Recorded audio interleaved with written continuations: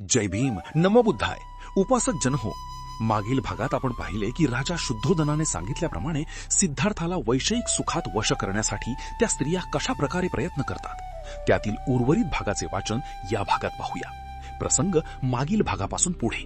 दुसरी एक सहज समजू शकेल असे मधुर गीत हावभावपूर्वक गात त्या आत्मसंयमी पुरुषाला कामोन्मुख करण्याचा प्रयत्न करीत होती आणि आपल्या नेत्रकटाक्षाने जणू काय म्हणत होती, तुम्ही भ्रमात आहात बरं का महाराज. दुसरी एक जण आपल्या तेजस्वी चेहऱ्यावर आपल्या भ्रुकुटीची कमान ताणून वीर पुरुषाचा आविर्भाव आणून त्याची नक्कल करीत होती. जिच्या कानातील कुंडले वाऱ्याने सारखी हलत होती अशी उत्फुल्ल उरोज असलेली दुसरी एक यौवना त्याच्याकडे पाहत मोठमोठ्याने हसून जणू काही सांगत होती, जमत असेल तर पकड मला. दुसरीकडे जात असताना दुसऱ्या एकीने त्याला पुष्पहाराने बांधून ठेविले, तर बाकीच्या काही जणी मधुर पण हत्तीच्या मस्तकावरील अंकुशाप्रमाणे बोचक अशा शब्दांचा मारा करून त्याला जणू काही शिक्षाच करीत होत्या. त्याच्याशी वाद घालण्याची इच्छा बाळगणाऱ्या दुसऱ्या एकीने आंब्याच्या मोहराची डहाली हातात धरून विषय वासनेने बेभान झालेल्या स्थितीत त्याला विचारले, हे कुणाचे फूल आहे?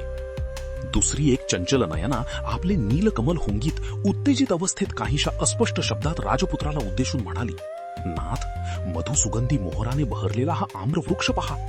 यावर बसून सोन्याच्या पिंजऱ्यात बंद करून ठेवल्याप्रमाणे कोकिळा येथे गात आहे.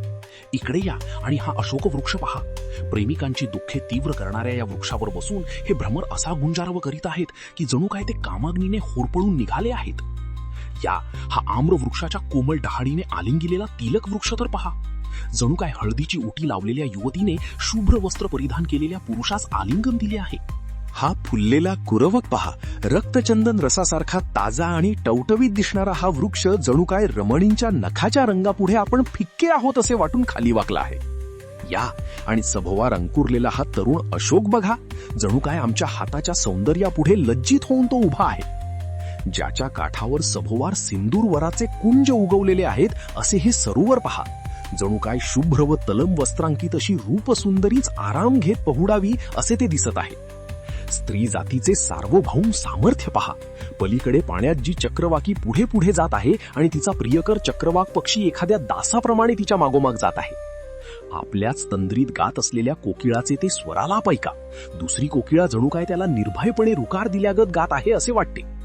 वसंत ऋतूत पक्ष्यांत निर्माण होणारा उन्माद आपणातही निर्माण झाला असता व आपण किती बुद्धिमान आहोत अशा विचारात मग्न राहणाऱ्या पंडितांचा विचार आपणात नसता तर किती चांगले झाले असते.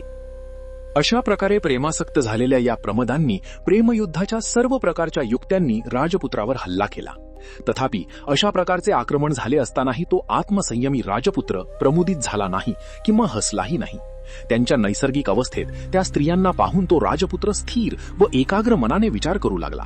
या स्त्रियांत अशा कोणत्या गोष्टींची उणीव आहे की त्यांना इतकेही दिसू नये की यौवन हे चंचल आहे, कारण वार्धक्य हे सौंदर्यात जे जे काही आहे ते सर्व नष्ट करणारे आहे.